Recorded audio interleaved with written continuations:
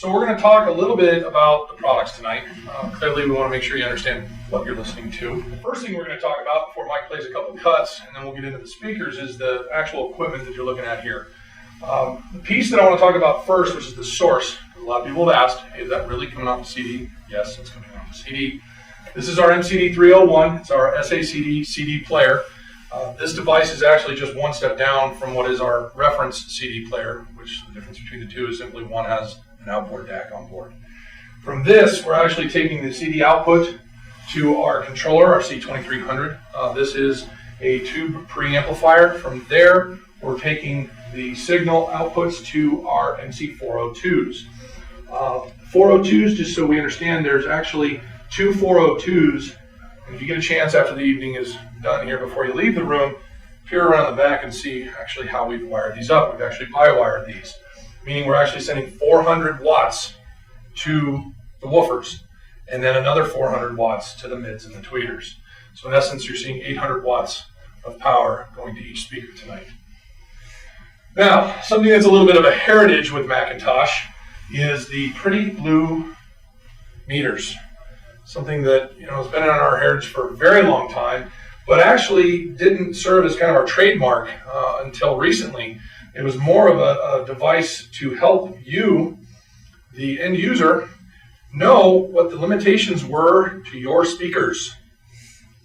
In other words, when those little needles pinned out to the far right, that's probably a good time to stop turning the knob to the right, just as a warning.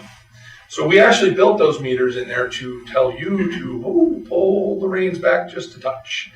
We also built some technology into this that gives you the ability where if you do happen to have a few glasses of wine more than you should have and you decide you want to keep going with that knob, we have some technology built in that says, okay, if you're not going to, we're going to pull back the reins for you. So there's a lot of technology that we build into these. We're not going to get into the specifics of that, but I wanted you to at least have an understanding of the technology that we have before you. Now, another piece that I haven't talked about, but it's a piece that we don't want to neglect because tonight we're talking about reproduction. We're actually going to go, we're kind of going backwards around on the clock here. We go from the CD player, we could have done MP3s and servers and all that other stuff. That's in the other rooms. We even built a turntable, and no, we're not building an 8-track player if anybody asks. But we did build a tuner, and a lot of people said, well, why is Macintosh coming out with a brand new tuner? That makes absolutely no sense. Actually, it makes perfect sense in our world because guess what? Tuners are still relevant today. And when I say relevant, think of what AM/FM is today. You also have HD radio, and you also have, added to that, what I think everyone's familiar with is the XM and the Sirius. Guess what? We put all three on one box. So you actually have AM/FM radio, which is probably one of the best tuners on the market that you're going to get in a tuner, AM/FM tuner. Plus you have an HD radio built on board in case you want to get those extra little channels that you've probably heard about.